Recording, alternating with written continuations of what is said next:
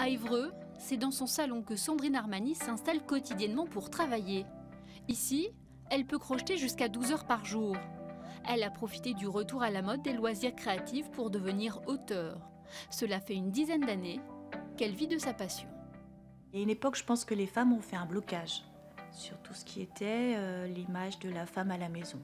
Mais avec ce retour-là que je sentais, je me suis dit qu'il y avait toute une génération de femmes qui avaient envie d'apprendre, mais qui n'avaient pas forcément la chance que j'ai eue moi d'avoir quelqu'un de proche qui pouvait leur enseigner la technique.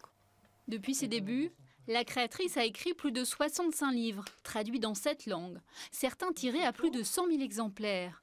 Mais avec la crise de l'édition, elle pense à présent s'orienter vers un mode de diffusion plus actuel. Je pense que c'est important pour moi de me pencher sur l'idée du web. Donc l'idée, c'est justement que j'arrive à créer mon site, à mettre quelques modèles que les gens pourraient télécharger sous forme de fiches techniques. Choix des modèles, des techniques, explications, photos. C'est elle qui réalise entièrement ses livres. Sur les mains des poches, essaye de... Peut-être, tu vois, comme si tu le mettais sur toi. Tu tiens comme ça. Comme ça. Comment on pourrait faire pour voir un petit peu tout. Ce matin, mise en scène en centre-ville pour un prochain ouvrage. Sandrine ? Oui. Ça vous plaît de faire les photos de vos modèles ? Ah oui, j'adore. Ils prennent vie et puis c'est surtout que je sais ce que j'ai envie de montrer. Ouais. Mais toi, plus de profil. De transmettre ce que j'ai moi-même appris, voilà, c'est génial. Après, c'est une remise en question en permanence. Alors peut-être d'une seule main, puis l'autre tu la mets dans la poche. Arriver à vivre de ce qu'on aime faire, c'est vrai que c'est précieux.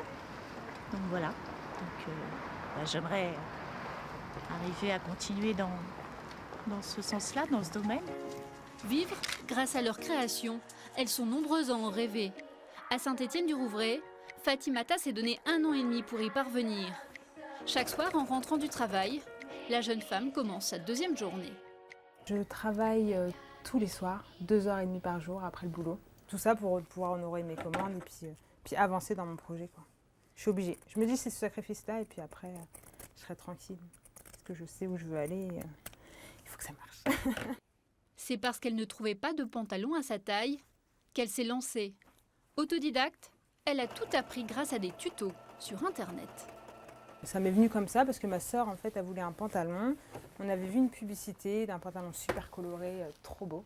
Et du coup, on a pris le drap de ma mère. On a pris son drap qu'elle a cherché partout après. Je l'ai découpé, je me suis mise par terre et j'ai fait un petit pantalon carotte. Bombers, combinaisons, coupe-vent, robe ou pantalon.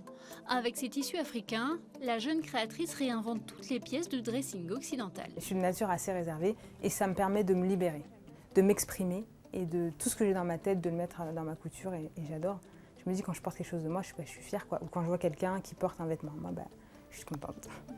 Depuis quelques mois, Fatimata a créé sa marque, l'atelier de Bogel, et réalise des commandes pour les particuliers.